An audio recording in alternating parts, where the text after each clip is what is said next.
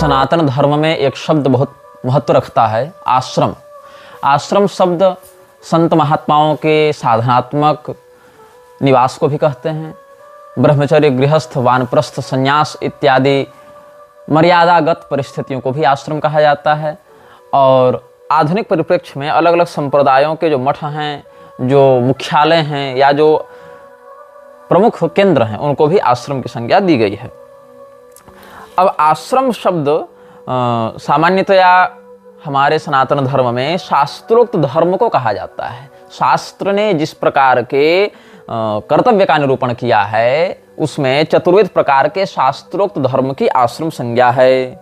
आश्राम्यन्ति स्वं स्वं तपश्चरन्त्यत्र, अपने चित्त को शांत करते हुए आध्यात्मिक मार्ग में बढ़कर जो व्यक्ति तपस्या का आचरण करता है, उसकी अलग अलग स्थितियों के अनुसार क्या धर्म मर्यादा वर्णित है, इसी को आश्रम कहा गया है। इसमें ब्रह्मचर्य, गृहस्थ, वानप्रस्थ, संन्यास, इन आश्रमों की बात आप सब जानते हैं।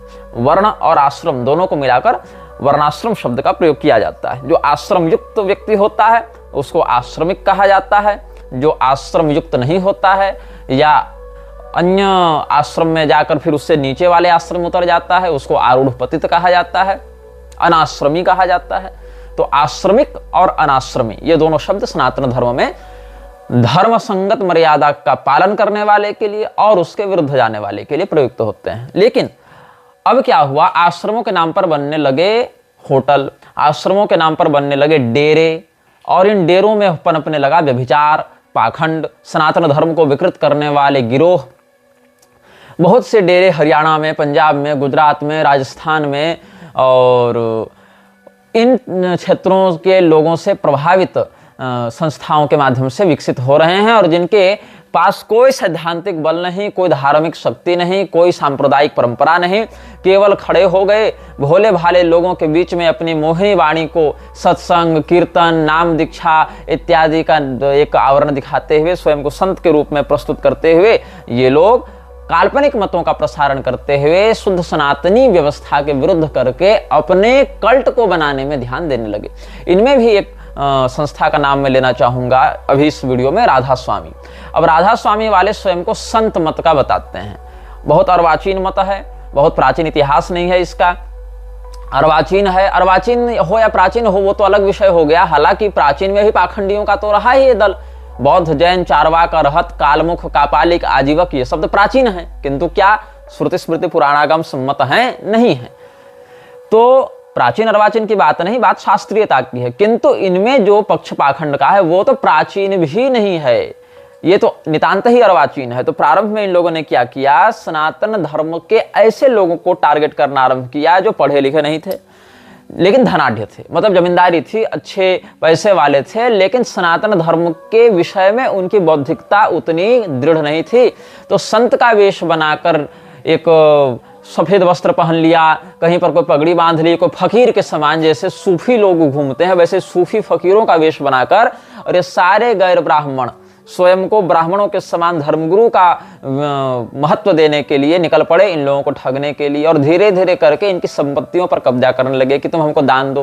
क्या करेंगे बाबा दान लेकर? तो बाबा भजन करेंगे। बाबा क्या करेंगे? बाबा कोई वहां बिजनेस थोड़ी करेंगे, बाबा भजन करेंगे। अच्छा बाबा लो भजन करो, लो तुमको 1 एकड़ दे दिया, 2 एकड़ दे दिया, हमारी हैसियत 10 एकड़ की है 10 एकड़ दे दिया, 100 एकड़ की है 100 एकड़ दे दिया।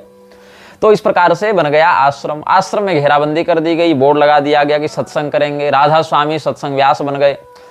अब लोगों को जोड़ना है तो लोग कैसे जुड़ेंगे? लोग जुड़ेंगे भगवान के नाम पर। तो बोले कि राधा शब्द तो भगवान का ही है। राधा, कृष्ण, दुर्गा, सीता, राम, शिव, पार्वती ये सब तो परब्रह्म के वाचक हैं, कहीं पुरुषात्मक रूप से, कहीं प्रकृत्यात्मक रूप से, कहीं पुरुष माध्यम से, कहीं प्रकृति माध्यम से, लेकिन ये सब ब्रह्मवाचक शब्द हैं। तो राधा स्वामी मतलब भगवान कृष्ण होंगे। राधा स्वामी, राधाकांत, राधा रमण, राधिका नाथ ये सब तो भगवान कृष्ण के पर्याय हैं। तो राधा कृष्ण ही राधा स्वामी हो गए, ऐसा भ्रम हुआ लोगों को। तो आ गए तो खूब कीर्तन करवाया गया, राधे राधे करो, राम राम करो, कृष्ण कृष्ण करो। 1 सप्ताह 2 सप्ताह ये लोग भगवान का कीर्तन करवा देंगे। लोगों को लगेगा ये तो गजब चीज हो गई, ये तो कोई पाखंड नहीं, कोई प्रपंच नहीं, कोई विलासिता नहीं, कोई परिग्रह नहीं, ये सब तो केवल भगवत भजन करने वाले रमते जोगी हैं। फिर यहीं से प्रारंभ होता है कि अब हम जो कह रहे हैं वो करो। तो शुक्राना गुरुजी एक पैदा हो जा रहे हैं कहीं कहीं। गुरुजी का शुक्राना बस करो, गुरु जी का शुक्राना करो, गुरु जी के चरणों में लोटे रहो और अंधविश्वास फैलाते रहो। और इधर राधा स्वामी वाले भी राधा स्वामी राधा स्वामी राधा स्वामी करते रहो, लेकिन यहाँ राधा स्वामी कौन है? ये राधा स्वामी तो गुरु जी बन के बैठे हुए हैं, संत मत के प्रवर्तक के रूप में बैठे हुए हैं। संत कौन है? ब्राह्मणा श्रुति शब्दाश्च देवानाम व्यक्त मूर्तयः, ये सब परिभाषा संत की होती है।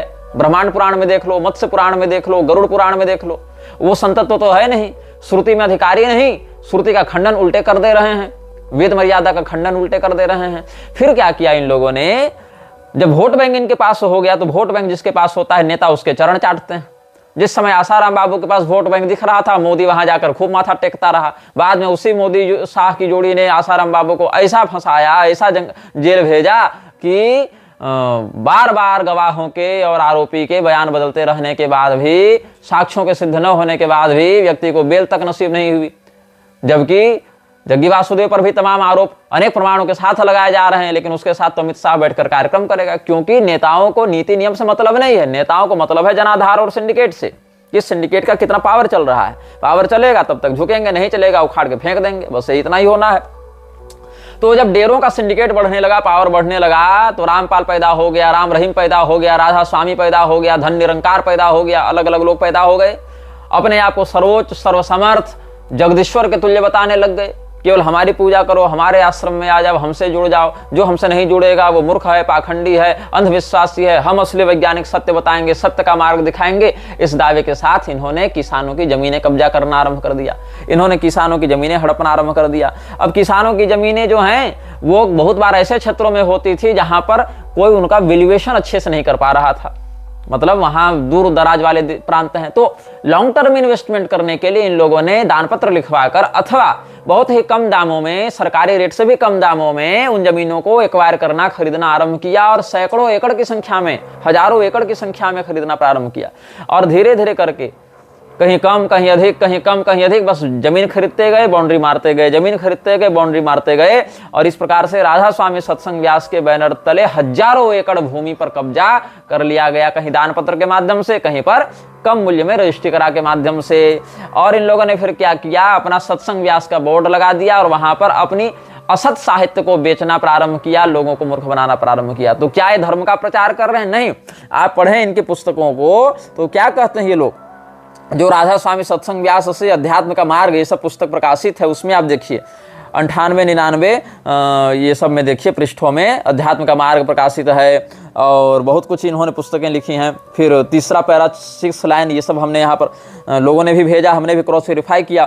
तो बहुत कुछ तो लोग भेजते हैं कि हमारे पास ये सामग्री है, इसको देखिए, ये सब बातें भी हैं। फिर हम उनको पढ़ते हैं, क्रॉस वेरीफाई भी करते हैं कि जो भेज रहा है वो सामग्री सही है कि गलत है, या उसमें और कोई प्रासंगिक बात तो नहीं, या फिर कहीं कोई असंदर्भित बात तो नहीं। तो जब हम देखते हैं कि ये बातें पुष्ट हैं और इन बातों का संबंध हमें समझ में आता है, तब उन बातों को भी जोड़कर हम बता देते हैं। बाकी हमको जो अपने शोध से बताना है वो तो हम बता ही रहे हैं, लेकिन अगर उसी शोध से जुड़ी हुई कोई ऐसी बात भी कोई प्रामाणिक रूप से बताता है तो हम उसको भी सम्मिलित करते हैं।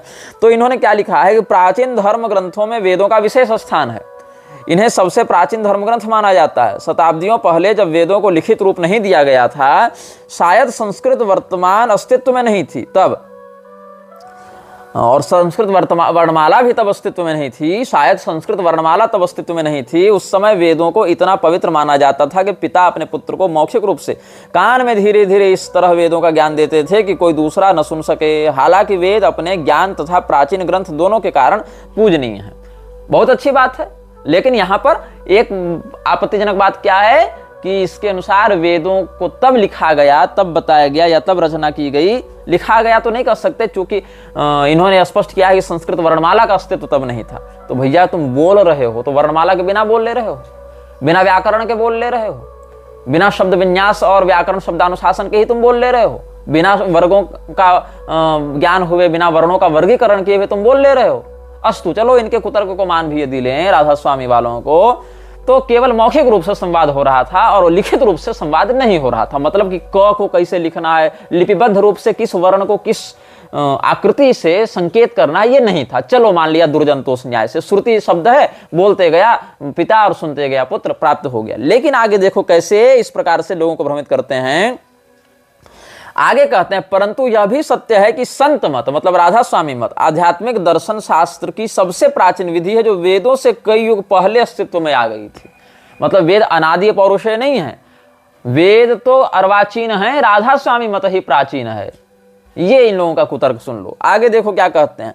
फिर भी आगे इस बात में संदेह है कि इसकी प्रतिष्ठा केवल वेदों से भी पुराना होने के कारण होती, तो आधुनिक विचारक इसकी ओर ज्यादा ध्यान नहीं देते। आजकल संत मत की इतनी अधिक महत्ता है जो, क्योंकि यह प्रामाणिक सत्य है। मतलब वेदों की जो ये लोग काल गति बताते हैं, वे लोग वेदों का समय निर्धारण करते हैं, उससे पहले राधा स्वामी को बताते हैं और कहते हैं कि राधा स्वामी मत इतना प्राचीन है, इतना विशुद्ध है, इतना तत्व निरूपक है कि आजकल के बड़े बड़े विद्वान भी इसको मानने के लिए विवश हो गए हैं। अरे भैया, वो विद्वान ही नहीं है जो मान रहे हैं, वो तो लोक विलासिता में फंसे हुए जड़मती लोग हैं जिनको शास्त्रीयता का शकार भी ज्ञात नहीं है। अब वेदों के विषय में क्या कह रहे हैं कि ऋग, यजुः, साम, अथर्व ये सब 4 वेद हैं और वेदों को समझने में वही मुश्किलें सामने आती हैं जो अन्य धर्म ग्रंथों को समझने में। अब यह निश्चित करना कठिन है कि इनके मूल रूप में क्या लिखा है, आगामी शताब्दियों में इनमें वेदों में क्या जोड़ा गया और क्या वास्तविक था। पिछली शताब्दियों में, कई शताब्दियों में उसमें बहुत कुछ जोड़कर उनमें फेर बदल कर दिया गया। मतलब इसके अनुसार क्या है कि वेद तो बाद में लिखे गए, राधा स्वामी मत पहले था, लेकिन बाद में जो वेद लिखे गए उसमें भी जो एक पहला एडिशन निकला होगा ऋषियों के द्वारा, वो भी विशुद्ध अब हमको प्राप्त नहीं होता, बल्कि उसमें भी जोड़ जोड़ कर अपनी बातें डाल दी गई हैं लोगों के द्वारा। तो ये कितना असांप्रदायिक और अपसिद्धांतगत विषय ये लोग प्रसारित कर रहे हैं। फिर क्या कहते हैं, दुर्भाग्यवश इस ज्ञान में ऐसा भी जोड़ दिया गया, दुर्भाग्यवश इस ज्ञान में ऐसा भी जोड़ दिया गया जो आध्यात्मिक उन्नति में सहायक नहीं। वेद उन लोगों के लिए लिखे गए थे जो आध्यात्मिक रूप से ज्यादा उन्नत नहीं थे। मतलब ऋषियों ने जब वेद लिखा तो उन लोगों के लिए लिखा जो मंदबुद्धि हुआ करते थे, इनके अनुसार, जो आध्यात्मिक रूप से उन्नत नहीं थे, ऐसा ये लोग दावा कर रहे हैं। आध्यात्मिक सत्य को स्पष्ट करने के लिए इन लोगों को मानवीय संबंधों को उदाहरण देना जरूरी था। अगर हमारे पास ऋषियों के श्लोक भौतिक, मतलब यहाँ पर लिखित होगा, भौतिक व शुद्ध रूप में होते तो निस्संदेह आज हमारे पास मनोहर आध्यात्मिक साहित्य होता।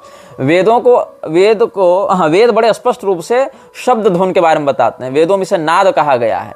वेद की रचना करने वाले ऋषियों को पवित्र नाद के कुछ स्तरों का अनुभव था, मतलब पूरा नहीं, वेद की रचना करने वाले ऋषियों को कुछ स्तर का अनुभव था, राधा स्वामी वालों को पूरा है। अब वेद और ये सब को, उपनिषद, गीता, ये सब को पढ़ने के लिए किन विद्वानों का आश्रय लेना चाहिए, तो कहता है वेद पढ़ने के लिए मैक्स मुलर की टीका पढ़ो, वेद समझने के लिए मैक्स मुलर के विषय में ये लोग कहते हैं कि मैक्स मुलर को पढ़ने वाले विद्वान हैं। मैक्स मुलर जो हैं, जो वेद पढ़ने वाले विद्वान हैं, वो मैक्स मुलर को पढ़ा करें। गीता पढ़ने के लिए अरविंदो को पढ़ा करो। अब मैक्स मुलर क्या था, बोर्डन प्रोफेसर था। बोर्डन प्रोफेसर क्या होता है इसके विषय में हम तब बताएंगे जब हम विवेकानंद की बात करेंगे। तो बोर्डन प्रोफेसर था, एक पोस्ट होता है बोर्डन प्रोफेसर। बोर्डन ने वो संस्कृत प्रोफेसर का पोस्ट बनाया था भारत को क्रिश्चियन बनाने के लिए, ये बाद में बताएंगे। ये सब ऑक्सफोर्ड विश्वविद्यालय सब की बातें हैं। तो मोनियर विलियम्स और मैक्स मुलर में झगड़ा चल रहा था इसी पद को लेकर। ये सब चुनाव 1860 ईस्वी में हुआ था। ये सब पर हम बाद में बताएंगे बोर्डन प्रोफेसर क्या होता था। तो मैक्स मुलर लोगों को क्रिश्चियन बनाने के लिए ऐसा कर रहा था, उसी को पढ़ने की सलाह ये लोग दे रहे हैं। अरविंदो घोष ये खुलेआम मैक्स थियन की चेलिन, जो फ्रीमेसन्स का सदस्य था, उसकी पत्नी, और मैक्स थियन की चेलिन जो कि कायरो का एक ऑकल्ट प्रैक्टिशनर था, उसका निकटवर्ती व्यक्ति रहा, जिसका बड़ा भाई खुद फ्रीमेसन्स में था। तीसरी बात, रॉबर्ट ई ह्यूम का उपनिषद भाष्य पढ़ लो। ये सारे ईसाई, अंग्रेज या इनसे जुड़े हुए लोगों को पढ़ने के लिए राधा स्वामी कहता है। मतलब वेद को अगर पढ़ना है तो इनके दृष्टिकोण से पढ़ो, ईसाइयत की नजर से पढ़ो, ताकि तुमको शुद्ध ज्ञान मिलेगा नहीं। और फिर बताएंगे कि वेद तो कुछ नहीं भैया, ये तो प्रक्षिप्त ग्रंथ है, इनमें जोड़ तोड़ करके सब सिद्धांत विरुद्ध बातें डाल दी गई। और हमारे जो ऋषि वेद लिखे थे वो भी बहुत पहुंचे हुए नहीं थे, वो नाद के कुछ स्तरों को जानते थे, और बाकी और जो कम ज्ञानी है उनके लिए वेद लिख दिया गया। लेकिन राधा स्वामी मत तो अति प्राचीन है, और राधा स्वामी मत तो बहुत विशुद्ध है और अपरिवर्तित है, मतलब इसके रूप में कोई छेड़छाड़ नहीं हुई है। यही सब उपनिषदों का अनुवाद, ये सब जो है वो जो रॉबर्ट ह्यूम ने किया है, उसको ध्यानपूर्वक अध्ययन करना चाहिए उन लोगों के द्वारा जो उपनिषद के मर्म को जानना चाहते हैं। और जो षट संपत्ति की बात है शंकराचार्य जी के संप्रदाय में, उसमें षट संपत्ति के विषय में आप तब समझेंगे जब साधन चतुष्टय का, शम दम तितिक्षा उप्रति वैराग्य मुमुक्षत्व, ये सब जो विषय वहां पर पढ़ने में आएंगे, साधन चतुष्टय, इसके विषय में आप गूगल में सर्च करके सामान्य बातों को जान सकते हैं। उसमें अच्छे अच्छे लेख विद्वानों के आपको प्राप्त हो जाएंगे। षट संपत्ति, षडूर्मी संचय और या साधन चतुष्टय, इन सब विषयों में आप जान जाएंगे। तो ये कहता है मत वाला ये लोग कि हम इस बात पर बल देते हैं कि केवल ज्ञान से मुक्ति की प्राप्ति नहीं होती, ऋते ज्ञाना न मुक्ति वाला जो विषय है या ज्ञानात् संजायते मुक्ति ही, ये सब शास्त्रीय विषय, श्रुति स्मृति पुराणागम सम्मत विषय ये लोग नहीं मानते हैं। राधा स्वामी की शरण में आने से मुक्ति हो जाएगी ना, ज्ञान से कैसे हो जाएगी इन लोगों को। और कहा हम प्रणव ओंकार से भी अधिक शब्दों को अपने पास रखते हैं, ब्रह्मलोक से भी आगे की बात रखते हैं, करते हैं, तो मुमुक्षत्व जो है वही थोड़ा काम का विषय है, बाकी तो सब बेकार है। शम दम तितिक्षा सहनशीलता सब बेकार है, केवल मोक्ष की कामना सही है, लेकिन मोक्ष भी ज्ञान से प्राप्त होता है, ये बात गलत है। ये राधा स्वामी वाले कुतर्क कर रहे हैं, और ऐसे कुतर्कों से भरे हुए इनके बहुत से साहित्य और बहुत से उपदेश आपको यूट्यूब पर भी प्राप्त हो जाएंगे। तो ये लोग भूमाफिया हैं, ये लोग कोई संप्रदाय नहीं, कोई सत्संगी नहीं, कोई संत मत नहीं, ये लोग भूमाफिया हैं जो भोले भाले लोगों को मूर्ख बनाकर, उनको वैदिक मर्यादा के विरुद्ध भड़काकर ईसाइयत और अंग्रेजियत के चश्मे से वेदों को विकृत करते हुए अपनी बकवास लोगों के मन में डालकर मृच्छराज के बल को बढ़ाने में लगे हुए हैं। ये इन लोगों का पाखंड इस प्रकार से हमने बताया। ब्रह्मा कुमारी भी ऐसी एक संस्था है जो लोगों से उनकी संपत्तियां हड़प लेती है। कैसे? उन लोगों को एक ज्योति का ध्यान करने के लिए कहती है। जैसा कि हम बता चुके हैं कि मृच्छराज भी अपने अनुयायियों को ज्योतिष स्वरूप का ही ध्यान करके अपने गुलाम के रूप में बदल देता है, अपने स्लेव के रूप में उनको कन्वर्ट कर लेता है, जिसका उनको पता भी नहीं चलता कि हम वस्तुतः किस एंटिटी के गिरफ्त में आ चुके हैं। तो जैसे ऐवास ने एलिस्टर क्रॉली को अपने वश में कर रखा था, उसको प्रोसेस कर रखा था, वैसे ही ऐसे ही मृक्षराज की पैशाचिक शक्तियों ने परम शिव की आड़ में, शिव तत्व की आड़ में लेख राज जो कृपाणी था इनका, जो ब्रह्मा बाबा के नाम से ये लोग बाद में बोलने लगे थे, उस ब्रह्मा बाबा को प्रोसेस कर रखा था वो पैशाचिक तत्व। जैसे मैंने बताया आपको, मेरे परिचय में एक अग्रवाल बंधु हैं जो छत्तीसगढ़ के रहने वाले हैं, भाजपा के क्षेत्रीय नेता भी रह चुके हैं, अभी पता नहीं है कि नहीं। उनको भी एक ऐसा ही ब्रह्म राक्षस आता था, और जब वो अपनी पूजा पाठ में लगे रहते थे तो ब्रह्म राक्षस उनसे संवाद करता था। जब आंख खोलते थे तो वो ब्रह्म राक्षस गायब हो जाता था, आंखें बंद करने पर तो दिखेगा ही नहीं, लेकिन जब आंखों को अधखुली रखा करते थे तो वो दिखता था थोड़ा थोड़ा, उसका एक आकृति का अनुभव ये करते थे, उसकी आकृति का। तो इन्होंने 10-5 दिन ऐसा अनुभव किया, सिहरन भी हो और अजीब सा भी लगे। तो इन्होंने पूछा आप कौन हैं? तो उन्होंने कहा मैं साक्षात शिव हूँ, मैं शंकर हूँ, महादेव हूँ, तुम्हारी साधना से प्रसन्न होकर, तुम्हारी भक्ति से प्रसन्न होकर आया हूँ। तो फिर पूछा इन्होंने, वो अभी जीवित हैं, स्वस्थ हैं, बहुत ज़्यादा उम्र के नहीं हैं, वो अभी युवा हैं। तो उन्होंने फिर बताया कि जो उनसे हमारी भेंट हुई थी एक बार, उन्होंने फेसबुक व्हाट्सएप के माध्यम से हमारे मीडिया प्रभारी से संपर्क किया था कि हम बहुत बड़ी संकट में हैं, मुसीबत में हैं, तो गुरुजी से मिलना है, कुछ समाधान चाहिए। तो हमने कहा ठीक है, हम उस रास्ते से गुजर रहे होंगे कभी, तो आपसे कहीं रास्ते पर मिल लेंगे। तो फिर हम बिलासपुर स्टेशन से, हमको ट्रेन पकड़ कर कहीं जाना था, तो स्टेशन से ही हमने कहा कि उनको बुला लो, उनके घर से कुछ दूर था वो स्थान, तो फिर वहाँ से वो आ गए थे मिलने के लिए। तो जो अग्रवाल जी हैं उन्होंने बताया कि नेत्रों को आधा बंद रखने पर और आधा खुला रखने पर वो दिखता था। उसने अपना परिचय महादेव के रूप में दिया, तो कहा कि मैं ही तुम्हारा गुरु हूं और मैं ही तुम्हारा इष्ट हूं, तो हमारे बताए मार्गदर्शन का तुम प्रयोग करो। और धीरे धीरे करके इनको बहुत कुछ बातें वो बिजनेस के बारे में बताता था, जिससे उनको काफी लाभ होने लगा, बहुत पैसा भी आने लगा, बहुत प्रतिष्ठा भी प्राप्त होने लगी। लेकिन कहीं ना कहीं वो टोकन ले रहा था अपना, जो इनकी मानसिक शांति थी, शारीरिक स्वास्थ्य था, घरेलू शांति थी, सबको टोकन लेने लगा, बहुत कष्ट होने लगा। बाद में धीरे धीरे इनको समझ में आया, एक और उन्होंने किसी तांत्रिक से संपर्क किया था, 1-2 साधकों से, हमने उनको कहा कि उनसे जाकर मिल लेना। इस प्रकार से उसी समय उनके जो परिचित लोग थे उनसे फिर भगवती का एक प्रयोग हमने दिया उनको, भगवती का प्रयोग कर दिया, त्रिपुरा रहस्य का प्रयोग, और कहा कि इसको आप इस विधि से करेंगे इतने दिनों तक। प्रतिदिन वो करते थे, लेकिन जिस दिन उसका अंतिम दिन था उससे एक दिन पहले ये भूल गए और सो गए, करना ही भूल गए। फिर इनको दोबारा वो अटैक किया। ऐसे बहुत से हुई बातें, और 1-2 साल पहले की ही बातें हैं, बहुत पुरानी बातें नहीं हैं।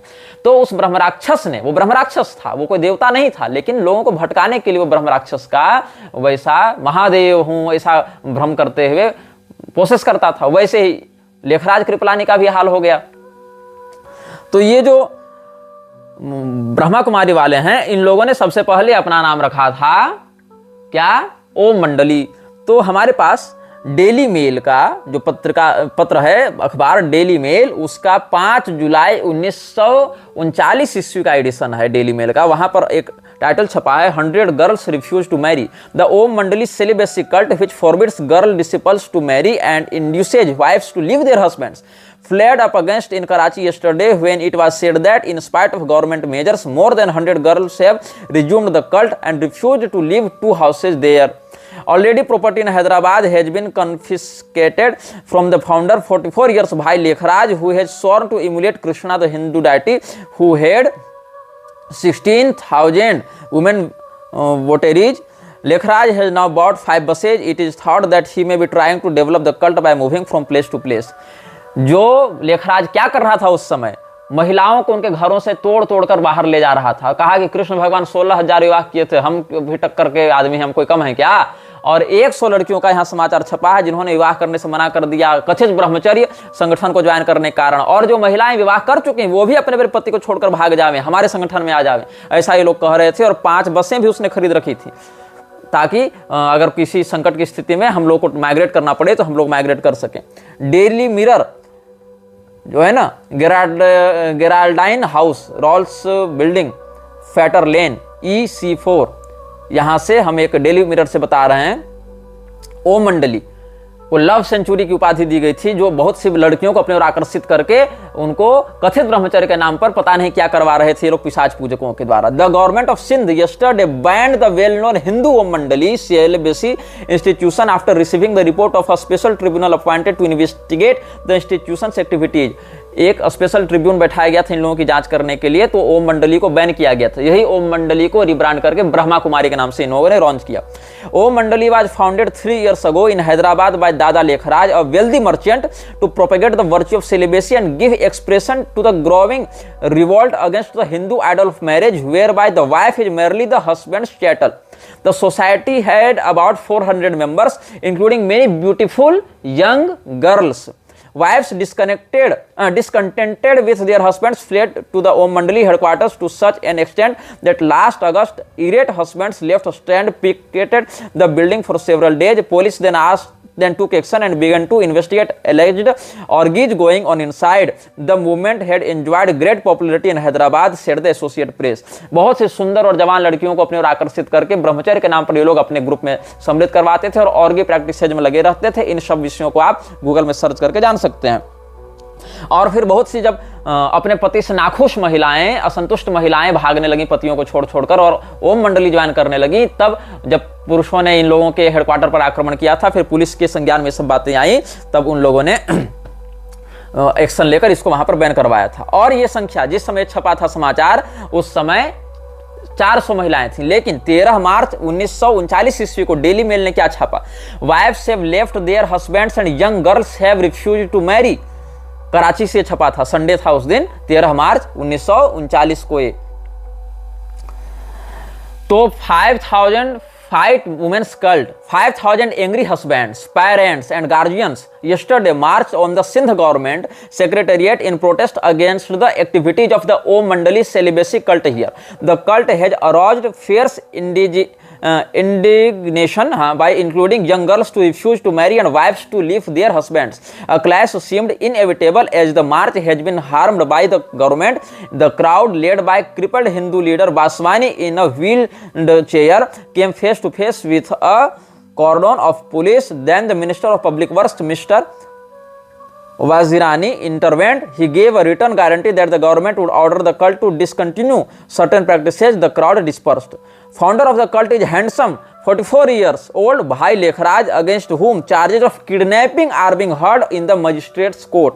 Om Radhe, his pretty daughter-in-law and president of the Om Mandali Society, is charged with abetting him. The cult was started 2 years ago in Hyderabad, but was driven from there by an organized campaign of opposition and murder threats. लड़कियों को kidnap करने, उनके साथ व्यभिचार करने इत्यादि का, और घरों की महिलाओं को अपने पतियों के, अपने पिताओं के विद्रोह के साथ सुखी वैवाहिक जीवन को तोड़कर या उनकी वासनाओं को अनुचित रूप से उत्तेजित करते हुए, या छोटी उम्र की कुंवारी लड़कियों को या सुंदर जो जवान नवयुवतियां हैं उनको अपने गल्ट में अलग अलग सम्मोहक विद्याओं का प्रयोग करके ये लोग बुलाते थे और उनसे अनैतिक कार्यों को करवाते थे। ये जो है डेली मेल का हमने आपको पढ़कर सुनाया। अब ये एक और आप देखेंगे दैनिक देशबंधु में भी ये छपा था। एक देशबंधु जो है साप्ताहिक देशबंधु छपती थी, उसका आप एक एडिशन मेरे पास है 11 दिसंबर 1976 का, उसमें भी एक यही बात छपी है। ब्रह्मा कुमारी आरती भारद्वाज क्षेत्र प्रभारी बन गई थी उस समय। दोनों मिलकर पूरे मध्य प्रदेश में अपना साम्राज्य स्थापित करने का प्रयास कर रहे हैं। इन्हीं प्रयासों के तहत भोपाल क्षेत्र के अधीन संचालित सेवा केंद्रों को बंद कराने के लिए वहां कार्यरत प्रभारियों को डराने धमकाने का काम जारी है।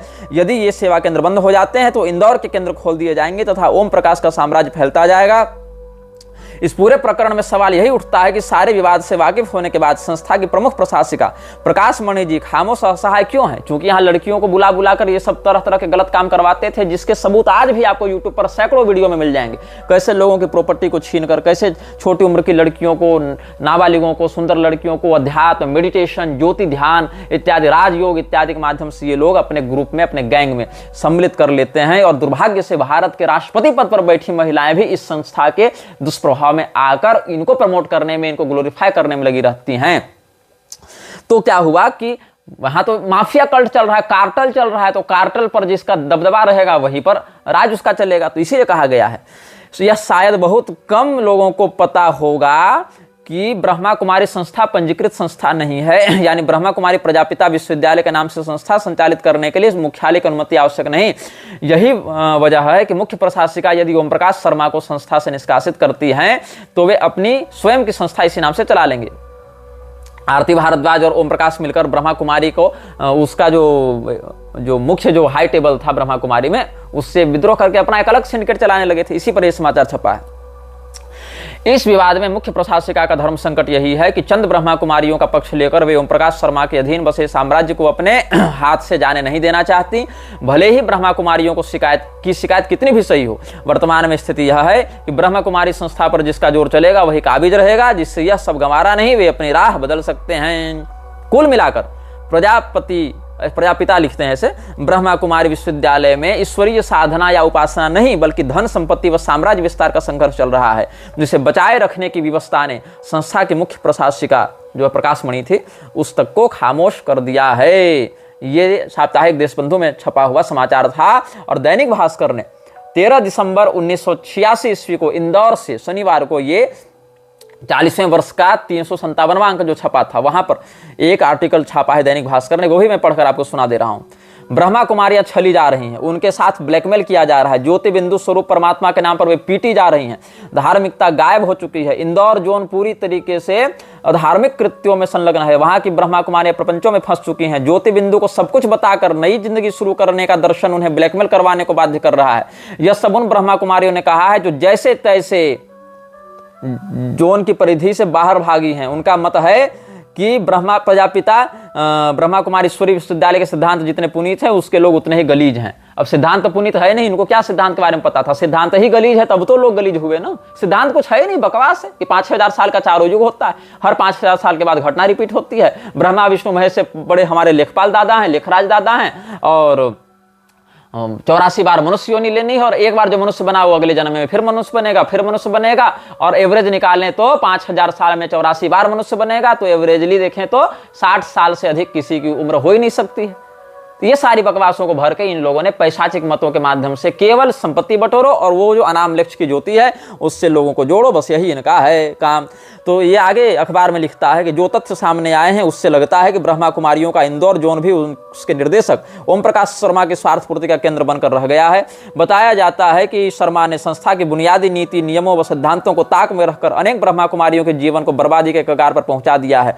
आरोप है कि संस्था में उठी उचित विरोध की आवाज को दबाने के लिए ओम प्रकाश भाई जी बहनों के साथ मारपीट, भोजन में जहर मिलाकर पागल कर देने, अनर्गल आरोप लगाकर बहनों को बदनाम करने, संस्था से बाहर जाकर अनिश्चित जीवन जीने के लिए मजबूर कर देने से लगाकर गुंडों का सहयोग लेने जैसे हथकंडे अपनाते रहे हैं। अब तक व्यवस्थाओं और संस्थागत अनुशासन के कारण ब्रह्मा कुमारियां चुपचाप सहती रही हैं, किंतु निदेशक की दतियां अब उनकी सहनशक्ति से बाहर हो रही है। धर्मानुशासन के ताले टूट गए हैं। इंदौर जोन में पनपते फैलते कथित अधार्मिक माहौल के प्रतिकार के सिलसिले की शुरुआत करने का साहस किया है 42 वर्षीय ब्रह्मा कुमारी पुष्पा श्रीवास्तव, 33 वर्षीय पद्मा बहन और भ्राता सुरेंद्र जैन ने। इंदौर जोन के निदेशक ओम प्रकाश शर्मा के अमानवीय कृत्यों का सुस्पष्ट ब्यौरा प्रधानमंत्री को प्रेषित करके इन लोगों ने न्याय की गुहार की है। विगत 16 वर्षों से प्रजापिता ब्रह्मा कुमारी ईश्वरीय विश्वविद्यालय की नियमित सदस्या और 13 वर्षों से संस्था के प्रति तन मन से समर्पित ब्रह्मा कुमारी पुष्पा श्रीवास्तव द्वारा प्रधानमंत्री राजीव गांधी को भेजे गए शपथ पत्र के अनुसार युवतियों और महिलाओं को ब्रह्मा कुमारी बनने के लिए उकसाया जाता है और संस्था के प्रति समर्पित होने वाली बहनों को अपने घर से नगद रुपया, सोना, चांदी, जेवर, बर्तन और अन्य कीमती चीजें राजी से या चुरा कर लाने के लिए बाध्य किया जाता है। खुद पुष्पा बहन ने समर्पण के समय, सोच लो कब का है, 80-90 के दशक का समाचार है। तो क्या कह रहा है, 15-25 हजार रुपये नगद, 10 तोला सोना और 8,000 रुपये मूल्य की सामग्री इंदौर जोन को अर्पित की थी।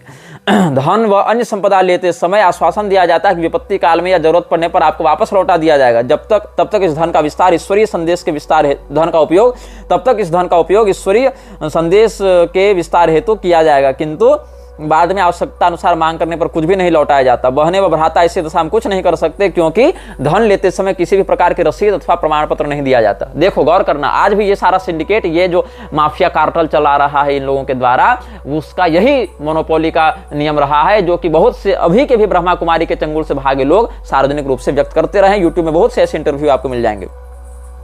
शपथ पत्र में आरोप है कि संस्था को समर्पित ब्रह्मा कुमारियों को इंदौर जोन के निदेशक इस निर्देश के साथ अपने अधीनस्थ सेवा केंद्रों पर तैनात करते हैं कि वहां आध्यात्मिक उद्देश्य से आने वाले ईश्वरीय सदस्यों से ईश्वरीय सेवा के नाम पर अधिकाधिक चंदा वसूल कर इंदौर भेजे।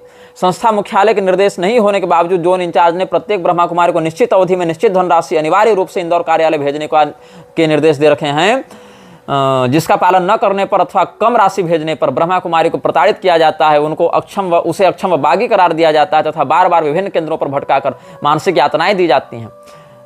शपथ पत्र में कहा गया है कि इंदौर जोन के अधीनस्थ 30 सेवा केंद्रों से ब्रह्मा कुमारियों के द्वारा एकत्रित कर टैक्स जो वसूल रहे थे, इंदौर जोन को भेजे गए बगैर हिसाब के धन में भी 30 सेवा केंद्रों से ब्रह्मा कुमारी द्वारा एकत्रित कर इंदौर जोन को भेजे गए बगैर हिसाब के धन में भी जोन निदेशक ओम प्रकाश और प्रशासिका आरती बहन 60 गांठ कर भारी गोलमाल करते हैं। संस्था का नियम है कि प्रत्येक सेवा केंद्र से प्राप्त धन का हिसाब एक निश्चित प्रारूप के फॉर्म व रजिस्टर में दर्ज करके मुख्यालय माउंट आबू भेजा जाना चाहिए, किंतु ऐसा होता नहीं। निदेशक ओम प्रकाश मुख्यालय को धोखा देने के लिए अपने जोन के प्रत्येक सेवा केंद्र पर दोहरा हिसाब रखवाते हैं और चंदे के रूप में प्राप्त मोटी रकम डकार जाते हैं। यह भी आरोप है कि ओम प्रकाश ने ब्रह्मा कुमारियों द्वारा सेवा केंद्रों से एकत्रित चंदा राशि के दम पर न्यू पलासिया इंदौर में लाखों की लागत से ओम शांति भवन के नाम पर जोन मुख्यालय का निर्माण करवाया। इस भवन में इंदौर नगर निगम की अनुमति लिए बिना गैरकानूनी रूप से एक विशाल तलघर, एक बेसमेंट भी बनाया गया है। पता नहीं उस तहखाने में क्या चल रहा था। इस गुप्त तहखाने में ओम प्रकाश व उनकी सहयोगी आरती बहन द्वारा अनेक बार संदिग्ध व्यक्तियों के साथ आयोजित गुप्त बैठकों का चश्मदीद गवाह होने का दावा शपथ पत्र में किया जाता है। किन पैशाचिक संस्थाओं के साथ उस तहखाने में ये लोग क्या रिचुअल्स कर रहे थे, क्या सैटनिक डेमोनिक समनिंग्स कर रहे थे, ये तुम सोच सकते हो कि लोगों से चंदा वसूल करके, जबरदस्ती मनी लॉन्ड्रिंग करके, माफिया के समान पैसा हफ्ता वसूल करके एक भवन बनाया जाता है और भवन में एक बेसमेंट बनाया जाता है जहां संदिग्ध लोग आकर संदिग्ध गतिविधियां करते हैं। यह राजीव गांधी को भेजे शपथ पत्र में लिखा गया है। यह भी कहा जाता है कि अपने जोन को साम्राज्य मानकर उसके विस्तार की अति महत्वाकांक्षा में इंदौर जोन निदेशक ने अपने पड़ोसी जोन भोपाल व जयपुर के अनेक सेवा केंद्रों को बंद करवाकर अपने जोन के सेवा केंद्रों की स्थापना हेतु कई हथकंडे अपनाए, जिसमें दूसरे जोन की ब्रह्मा कुमारियों को भगाने के लिए, उन्हें डराने धमकाने, केंद्रों को खाली करवाने के लिए, आवास स्वामी को भयभीत करने, सेवा केंद्रों का ताला तोड़कर कब्जा कर लेने, गुंडों का सहयोग लेने तथा सामान फेंकवाने जैसे कृत्य भी शरीक हैं। भोपाल जोन के निदेशक महेंद्र भाई व जयपुर जोन के अनेक बहनों ने समय समय पर ओम प्रकाश की गलत हरकतों के विरुद्ध शिकायतें की हैं। विरोध का दमन आगे कैसे, शपथ पत्र में वर्णित तथ्यों के अनुसार ओम प्रकाश की गलत हरकतों व अनुचित व्यवस्थाओं के विरुद्ध अनेक बार विरोध पनपा है, परंतु पंजाब से आए ओम प्रकाश जी साम दाम दंड भेद की नीति अपनाकर उसे कुचलते रहे हैं। इसकी आगे का आपको हम बता ही चुके हैं कि कैसे ओम प्रकाश और आरती भारद्वाज की मिली भगत से मारपीट करके सबको वहां पर प्रताड़ित करके युवतियों के साथ अत्याचार किया जाता रहा है।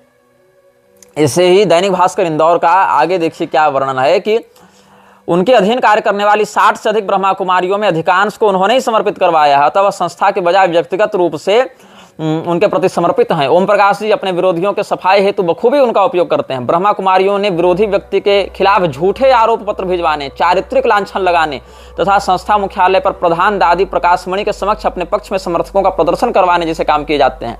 इतने पर भी उद्देश्य पूरा न हो तो खिलाफ बोलने वाले व्यक्ति के विरुद्ध ब्रह्मा कुमारियों से पुलिस में झूठी रिपोर्ट दर्ज करवाने, गुंडों से पिटवाने व अपने उच्च संबंधों का फायदा उठाकर विभिन्न अड़चनों में उलझा देने जैसे कृत्य जोन निदेशक के लिए मामूली बात हैं। अन्याय के बावजूद खामोशी से उसे सहने और जोन निदेशक का समर्थन करने की एक प्रमुख वजह निदेशक ओम प्रकाश द्वारा ब्रह्मा कुमारियों व भ्राताओं को किया जाने वाला ब्लैकमेल है। संस्था की व्यवस्था के अनुसार प्रत्येक समर्पिता ब्रह्मा कुमारी का साप्ताहिक व भ्राता को पाक्षिक चार्ट भेजा जाता है। इन चार्टों में एक निश्चित प्रारूप के कुछ सवालों के जवाब देना होते हैं। भ्राताओं को भेजे जाने वाले पाक्षिक प्रपत्र में प्रश्न क्रमांक 6 एवं ब्रह्मा कुमारियों को भेजे जाने वाले साप्ताहिक चार्ट में क्रमांक 5 में वर्णित सवाल के जवाब में ब्रह्मा कुमारी व भ्राता को यह बताना पड़ता है कि आपके द्वारा मनसा वाचा कर्मणा क्या भूले हुई, जबकि ख भाग में यह पूछा जाता है कि आपने अपने साथियों को कौन सी भूलें करते हुए देखा और सुधार के लिए आपने क्या किया। इस प्रारूप को भरने के पीछे उद्देश्य यह है कि प्रत्येक ब्रह्मा कुमारी व भ्राता अपनी भूले में पाप स्वीकार कर शिव बाबा को समर्पित कर दें, मतलब कन्फेशन करवाएं। नियमानुसार जोन में आए इस चार्ट को बगैर पढ़े जला दिया जाना चाहिए, मतलब हमने कन्फेस कर दिया, शिव जी को पहुंच गया, फिर बिना पढ़े उसको जला देना चाहिए। परंतु आरोप है कि जोन निदेशक ओम प्रकाश प्रशासिका आरती बहन चार्ट को खोल करने को पढ़ते हैं, बल्कि उन्हें जलाने के बजाय भूलों के पत्रों को संभाल कर रखते हैं तथा जरूरत पड़ने पर हस्तलिखित भूलों के आधार पर ब्लैकमेल करते हैं। शपथ पत्र के अनुसार जोन निदेशक ओम प्रकाश के गलत हथकंडों में सहभागी बनने से इंकार करने पर खुद ब्रह्मा कुमारी पुष्पा श्रीवास्तव को उनका कोपभाजन बनना पड़ा और वह आज इतनी प्रताड़ित हो चुकी हैं कि आत्महत्या के बारे में सोचने लगी हैं, क्योंकि 42 वर्ष की उम्र में अब समाज में वापस लौटकर सामान्य जीवन जीने की तमाम संभावनाओं के द्वार बंद हो चुके हैं। पुष्पा बहन के अनुसार मार्च 83 ईस्वी के मार्च में उन्हें जोन के नीमच केंद्र पर नियुक्त किया गया। इस समय इंदौर में भवन निर्माण के लिए अधिकाधिक धन एकत्र करने का आदेश थे, जिसकी पूर्ति हेतु कोशिशें कर पुष्पा बहन ने उस समय 75,000 की नकदी, सीमेंट, पत्थर आदि का सहयोग करवाया। किंतु इस कार्य में प्रमुख अवरोध यह आया कि नीमच के सेवाधारी कार्यकर्ता इस बात के खिलाफ थे कि नीमच से एकत्र किया गया पैसा इंदौर में खर्च हो। इस बारे में नीमच केंद्र के प्रमुख निष्ठावान सेवाधारी कार्यकर्ता सुरेंद्र जैन के नेतृत्व में कुछ भ्राताओं ने संस्था मुख्यालय माउंट आबू जाकर यह मंशा जाहिर की कि नीमच से एकत्र धनराशि को इंदौर भेजने के बजाय नीमच में ही ओम शांति भवन के निर्माण में लगाया जाए। मुख्यालय को इस बात पर कोई आपत्ति नहीं थी, किंतु ओम प्रकाश भाई जी को अपने एक छत्र साम्राज्य में यह घोर दखलंदाजी का कार्य लगा और उन्होंने पुष्पा बहन को निर्देश जारी किया कि वह सुरेंद्र जैन पर गंदे आरोप लगाकर नीमच पुलिस थाने पर रिपोर्ट दर्ज करवाएं, लेकिन वह ऐसा नहीं कर पाई। अवज्ञा से क्रोधित ओम प्रकाश ने किसी बहाने पुष्पा भवन को जोन मुख्यालय ओम शांति भवन इंदौर बुलवाया और एक कमरे में बंद कर बाहर ताला डाल दिया। 4 दिन तक बगैर खाना पानी के उन्हें उसी स्थिति में कैद रखा गया। उन पर अनर्गल आरोप लगाए गए। ओम प्रकाश की समर्थक बहनों ने पुष्पा बहन के साथ मारपीट की और स्वयं जोन निदेशक ओम प्रकाश जी और प्रशासिका आरती बहन ने आतंकित किया और मानसिक यातनाएं दी। जैसे तैसे अपने भाई के हस्तक्षेप से पुष्पा बहन अपनी मां के पास पहुंच पाई और वहां से सीधे संस्था मुख्यालय माउंट आबू जाकर प्रमुखा दादी प्रकाश मणि के समक्ष अपने साथ हुए तथा इंदौर जोन में चल रहे अत्याचारों का ब्यौरा पेश किया। दादी जी ने ओम प्रकाश भाई जी को बुलवाया और सभी को संस्था की बदनामी का वास्ता देकर विवाद समाप्त करने की समझाइश की और पुष्पा बहन को पुनः नीमच केंद्र की इंचार्ज बनाकर भेजा।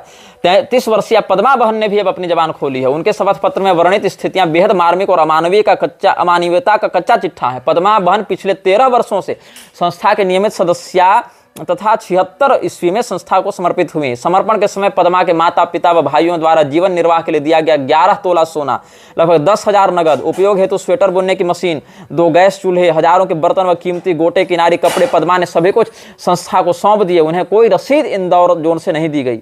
पद्मा बहन द्वारा प्रधानमंत्री को भेजे गए शपथ पत्र में वर्णित तथ्यों के अनुसार समर्पण के बाद और से तक उनके मन में ओम जी के प्रति श्रद्धा रही, किंतु धीरे धीरे उनकी असलियत उजागर हुई। अनेक बहनें इनकी शोषणवादी प्रवृत्ति व धन संग्रहण हेतु भारी दबाव से घबराकर घर लौटने लगी। इसी समय एक प्रकरण और सामने आया। शपथ पत्र में कहा गया कि ओम जी द्वारा वरिष्ठ ब्रह्मा कुमारी प्रकाश निवासी गुड़गांव को, यहां पर लाइन बदल गई है, मैंने गलत पढ़ दिया। शपथ पत्र में कहा गया कि ओम जी द्वारा वरिष्ठ ब्रह्मा कुमारी प्रकाश निवासी गुड़गांव को भोजन में धीमा जहर खिलाया गया, जिसके परिणाम स्वरूप ब्रह्मा कुमारी मरी तो नहीं, किंतु वह पागल हो गई और 3 माह तक ग्वालियर पागल खाने में उसका उपचार हुआ। बाद में ओम जी ने प्रकाश को भगा दिया और अपनी विश्वास पात्र ब्रह्मा कुमारी आरती भारद्वाज को मुख्यालय से स्वीकृति लेकर जोन इंचार्ज बनवा दिया, ताकि मनमानी करने में आसानी हो। ब्रह्मा कुमारी पुष्पा श्रीवास्तव के शपथ पत्र में उल्लेख कई आरोपों की पुष्टि पद्मा बहन के शपथ पत्र से होती है। पद्मा बहन के अनुसार पुष्पा को कई दिनों तक ओम शांति भवन इंदौर में ताले में मतलब बंद करके भूखा प्यासा कैद रखा गया। इसके बाद 2 अक्टूबर 1985 को ओम जी ने ब्रह्मा बहन को एक पद्मा बहन को एक पुड़िया देकर उसे आटे में मिलाने और उसकी रोटी बनाकर पुष्पा को खिलाने के निर्देश दिए। जहर की आशंका के कारण पद्मा ने यह काम करने साफ मना कर दिया। इसके बाद मार्च 86 में पद्मा को पुनः ओम जी ने नीमच जाने तथा वहां के सेवा केंद्र पर कार्यरत पुष्पा बहन को मारने और त्रास देने को कहा, किंतु पद्मा ने फिर मना कर दिया। 2 बार आदेशों की अवहेलना के कारण ओम जी क्रुद्ध हो गए। पद्मा पर भी जुल्मों का सिलसिला शुरू हो गया और कई सेवा केंद्रों में इधर उधर भगाया गया, बदनामी के प्रयास किए गए, संस्था से निष्कासन की धमकी दी गई। तनाव के कारण पद्मा गंभीर रूप से बीमार हो गई, वैवाहिक जीवन जीने के योग्य न रहे और ऐसी व्यवस्था में संस्था में ही जुड़ी रहे। यह वाकया मई 84 का बताया गया है। अब पद्मा बहन के शपथ पत्र से यह तथ्य भी उजागर होता है कि मौका पड़ने पर ओम जी हर संपर्क का उपयोग अपने फायदे के लिए करते हैं। प्रलोभन व प्रताड़ना की नीति जब सुरेंद्र जैन को दबा नहीं पाई, तब ओम जी ने अलग रणनीति बनाई। इसके लिए मध्य प्रदेश के मुख्यमंत्री मोतीलाल वोरा के भाई गोविंद लाल वोरा का उपयोग किया। गोविंद लाल वोरा के ब्रह्मा कुमारी संस्थान से बेहद अच्छे संबंध हैं और वह रायपुर केंद्र की ब्रह्मा कुमारी कमला जी से बहुत प्रभावित है। अब तो रायपुर छत्तीसगढ़ की राजधानी बन गई, उस समय नहीं बना था। पद्मा के शपथ पत्र के अनुसार ओम जी ने कमला बहन को रायपुर से इंदौर बुलवाया और पद्मा की मौजूदगी में निम्न श्रेणी शिक्षक के पद पर कार्यरत सुरेंद्र जैन का स्थानांतरण नीमच से दूर दराज के क्षेत्र में कराने की योजना बनाई गई। तदनुसार गोविंद लाल वोरा के संबंधों का लाभ लेकर भ्राता सुरेंद्र जैन का स्थानांतरण नीमच से 150 किलोमीटर दूर बुधनिया करा दिया गया। सुरेंद्र जैन का कसूर यह था कि उन्होंने ओम जी द्वारा की जा रही अनियमितताओं, धन के घोटालों और बहनों के साथ हो रहे जुल्मों का सप्रमाण विवरण ब्रह्मा कुमारी आश्रम के मुख्यालय माउंट आबू में संस्था प्रमुख दादी प्रकाश वाणी तक पहुंचाया था। इंदौर जोन में सेवा करने वाली उक्त दोनों ब्रह्मा कुमारियों ने जोन निदेशक ओम जी द्वारा किए गए अत्याचारों के विरुद्ध प्रधानमंत्री और संस्था प्रमुखा दादी प्रकाश मणि तक गुहार करने की कोशिश की है, किंतु ऐसी अनेक ब्रह्मा कुमारियां हैं जो अपनी तमाम संपदा और जीवन का सुनहरा समय संस्था को अर्पित करने के बाद घर लौटने पर विवश हो गई और आज समाज के लिए तिरस्कार और घर परिवार के व्यंग बाणों के बीच असामान्य जीवन जी रही हैं। भ्राता सुरेंद्र जैन ने इस प्रतिनिधि को बताया कि 1969 में इंदौर जोन की स्थापना के बाद अब तक इस जोन से 25 ब्रह्मा कुमारियों को इतना परेशान व हताश किया गया कि वे मजबूरन घर लौटी। जैन के अनुसार केंद्र छोड़ने वाली ब्रह्मा कुमारी की सूची इस प्रकार है। ब्रह्मा कुमारी पद्मा जो गुड़गांव से थी, महू से थी, प्रकाश गुड़गांव से, सरोज जबलपुर से, उमा भी जबलपुर से, कमल भी जबलपुर से, कला इंदौर से, आशा पांचाल इंदौर से, अंजू इंदौर से, वसुंधरा इंदौर से, सुनीता इंदौर से, सरला इंदौर से, पूर्णिमा रायपुर से, तारिणी रायपुर से, सुमन रायपुर से, चंद्रा रायपुर से, दुर्गेश रायपुर से, प्रेमा रायगढ़ से, नीलम भिलाई से, चंद्रिका बिलासपुर से, सविता जबलपुर से, शिव कुमारी कोटा से, सीता बस्ती से, रायपुर वाली बस्ती से, और अखिलेश महू से, जागृति नीमच से और गीता इंदौर से। इस सूची में 1 वर्ष से लगाकर 20 वर्ष संस्था में पूर्णतः समर्पित रही ब्रह्मा कुमारियों के नाम शरीक हैं। सुरेंद्र जैन का कथन है कि अकेले एक जोन से 25 ब्रह्मा कुमारियों की घर वापसी इस तथ्य का प्रमाण है कि जोन निदेशक की व्यवस्थाएं असह्य और मानवीय गरिमाओं के प्रतिकूल हैं। इंदौर के सुप्रसिद्ध चिकित्सक डॉक्टर उषा कांत धोलकिया इंदौर जोन के स्थापना काल से ही संस्था से संबंध रहे हैं और वह भी निदेशक ओम जी के कथित कुकृत्यों के विरोध का परिणाम भोग चुके हैं। ये सब हमने आपको उसी समय के कंटेम्प्रेरी पेपर कटिंग्स से पढ़कर सुनाया है, समझाया है। आप सभी यह जान लें कि ये ब्रह्मा कुमारी कोई आध्यात्मिक संस्था है ही नहीं। ब्रह्मा कुमारी सीधे सीधे माउंट आबू की भूमाफिया संस्था है जो लेखराज के द्वारा स्थापित की गई थी, जो लेखराज स्वयं को कृष्ण भगवान के सापेक्ष 16,000 लड़कियों का पति बनाना चाहता था और इन 16,000 नवयुवतियों को उनके विवाहिता होने के बाद भी या अविवाहिता होने के बाद भी, विवाहिता हो तो पति छोड़कर हमारे पास आ जाओ, कुमारी हो तो शादी नहीं करूंगी ऐसा संकल्प लेकर हमारे पास आ जाओ, लेकिन सुनो आओगी तो अकेले मत आना, खूब सोना चांदी गहना जेवर लाकर यहाँ पर लेकर आना और हमें दे देना और तुम इन सभी चीज से मुक्त हो जाना, अपना फ्लैट हमारे नाम कर देना, तुम इनसे मुक्त हो जाना, अपने गहने हमारे पास जमा कर देना, तुम इन चीजों से मुक्त हो जाना। और सरकारी जमीन को कैसे इन लोगों ने माउंट आबू में कब्जा किया है इस विषय पर भी लोगों ने हमें प्रमाण भेजे हैं और उस जमीन का जो प्रभाव है पॉश कॉलोनीज में या जंगल की ज़मीनें, पहाड़ की ज़मीनें, वन विभाग की ज़मीनें, सरकारी ज़मीनें, प्राकृतिक ज़मीनें, इनको ये सारी संस्थाएं कब्जा करके रखती हैं। लेकिन चूंकि नेताओं से इनका खूब बढ़िया उठना बैठना है, साठ गांठ है, नेता लोग वोट बैंक के लालची हैं और इनके पास जनाधार होता है, ऊपर से महिलाएं हैं, कौन भिड़ने जावे, 10 तरह के आरोप लगा देती हैं महिलाएं। इसीलिए इन लोगों के षड्यंत्र को दबाना सरकार के लिए अगर रुचि हो भी तो बहुत कठिन हो जाता है, उस समय की सरकारों के लिए भी, अभी के लोगों के लिए भी। बाकी रही हिंदुओं की बात, तो हिंदू तो इतना अधिक परंपरा विमुख हो गया है कि ऐसी माफिया कार्टेल चलाने वाली जो गिरोह वाली स्त्रियां हैं, संस्थाएं हैं, उनको भी संत मानता है, उनके भाषण करवाता है, ग्लैमर वर्ल्ड का प्रयोग करके उन समस्त ब्रह्मा कुमारियों जैसी संस्थाओं के आकर्षक मोहक व्यक्तित्व सम्मोहक शक्तियों का, पैशाचिक शक्तियों का आश्रय लेकर और उनके द्वारा जो सुंदर सुंदर लड़कियों को प्रस्तुत करके उनसे भाषण दिलवाया जाता है, उन सभी स्थानों पर लोग जाते हैं, आकर्षित होते हैं, उनके अनुयायी बनते हैं, अपनी संपत्तियां उनको सौंपते हैं। आगरा में, बागपत में ये सब का अलग अलग हमारे पास सुसाइड केस का प्रमाण उपलब्ध है। फॉरेस्ट लैंड कैप्चर कैसे किया गया था, कैसे ब्रेन वॉश किया जा रहा है, किरण बेहरा का मर्डर सुसाइड केस इत्यादि का हमारे पास प्रमाण उपलब्ध है। यहाँ पर बहुत कुछ है इसमें।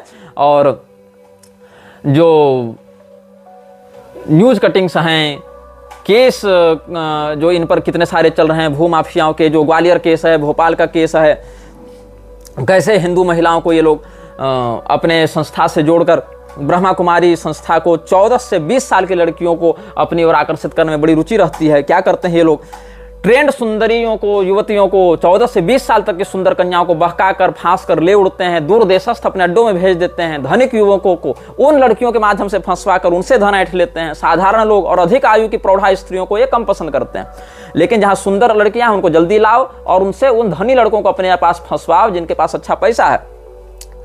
और श्रृंगारस, उत्तेजक गानों के रिकॉर्ड इन सत्संगों में बजाए जाते हैं। लेखराज को परमात्मा बताकर उसी का ध्यान करने कहा जाता है। चित्रों में ब्रह्मा, विष्णु, महादेव के जो त्रिदेव हैं उनमें ब्रह्मा का स्थान पर लेखराज का चित्र बताया जाता है और उसकी पत्नी को आदि देवी सरस्वती कहकर उसका चित्र बना दिया जाता है। मैजिक लालटेन से सिनेमा दिखाते हैं और बड़े बड़े नेता, मंत्री, राज्यपाल, राष्ट्रपति के फोटो अपने साथ दिखाकर कहते हैं कि बड़े बड़े लोग हमारे प्रभाव में हैं। इसीलिए इन समस्त लोगों को मूर्ख बनाने के हथकंडों को अपनाकर ये लोग केवल एक कार्टल चला रहे हैं। ऐसे ही आबू रोड में ब्रह्मा कुमारी आश्रम में सेवादार की मौत के बाद पोस्टमार्टम पर भी संदेह गहराया। इस प्रकार से बहुत से पेपर कटिंग हमारे पास प्राप्त हो रहे हैं, लोगों के द्वारा भेजे गए।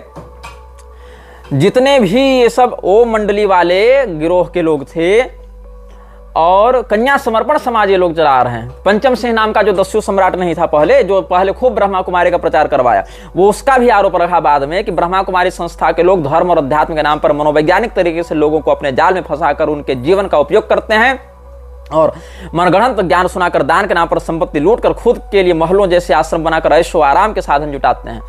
पंचम सिंह जो था उसको भी अलग अलग करोड़ों की संपत्ति ये लोग हड़प लिए, उसको भी ब्रेन वॉश करके अपने यहाँ बुला लिए और बाद में जब 1980 में जेल से रिहा होकर ब्रह्मा कुमारी ज्वाइन किया था, बाद में इसको दिया गया था कि आश्वासन की तुम्हारा हम हमेशा भरण पोषण करेंगे, लेकिन ये लोग उसका सारा पैसा लेकर उड़ गए। इसके भी बड़े सारे वीडियो, फोटो ये सब वायरल हुए थे, बहुत सारा इसका इंटरव्यू भी वायरल हुआ था।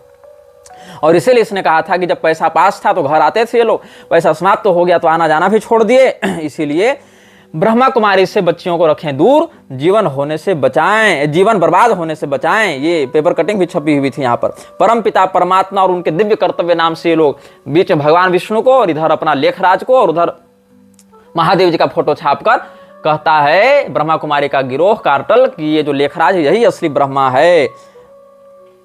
तो इस प्रकार से ब्रह्मा कुमारी के विरुद्ध बहुत कुछ आपको ऑनलाइन भी मिल जाएगा, बहुत कुछ हमने भी बता दिया है, बाकी आप स्वयं भी शोध करके जान सकते हैं कि कैसे ये लोग शिव बाबा के नाम पर और स्वयं को हिंदू संस्था के रूप में प्रोजेक्ट करते हुए लक्ष्मी नारायण की फोटो कहीं लगाकर, कहीं शिव पार्वती का फोटो लगाकर, कहीं पर लेखराज और उसकी पत्नी को ब्रह्मा सरस्वती बताकर लोगों की संपत्ति को हड़पते हुए उनको यौन रूप से कुंठाग्रस्त बनाकर अमीर लोगों को फांसने के लिए राजयोग, मेडिटेशन, ईश्वरीय विश्वविद्यालय इत्यादि के नाम पर लोगों का यौन शोषण करते हुए, आर्थिक मानसिक शोषण करते हुए ये सारे लोग लगे हुए हैं मूर्ख बनाने में, धन दोहन करने में, कार्टल चलाने में। और इन समस्त लोगों को इसी प्रकार से बहिष्कृत किया जाना चाहिए जैसा आप किसी भी आतंकवादी संगठन को बहिष्कृत करते हैं। इनका आतंकवाद बंदूक से नहीं दिमाग से चल रहा है ना, और उसके बाद ये कार्टल चलाकर लोगों के पूरे बसे बसाए जीवन को उजाड़ने में लगे हैं। तो ऐसे राधा स्वामी, ब्रह्मा कुमारी जैसे अलग अलग भूमाफिया कार्टल संस्थाओं से आप दूर रहें, अन्यथा मृक्षराज की शक्तियां ही आपके विनाश का कारण बनेंगी। यह वीडियो जल्द ही हटा दिया जा सकता है। कृपया थर्ड पार्टी ऐप्स का उपयोग करके डाउनलोड करें। आप इस वीडियो को अपने चैनल पर फिर से अपलोड भी कर सकते हैं।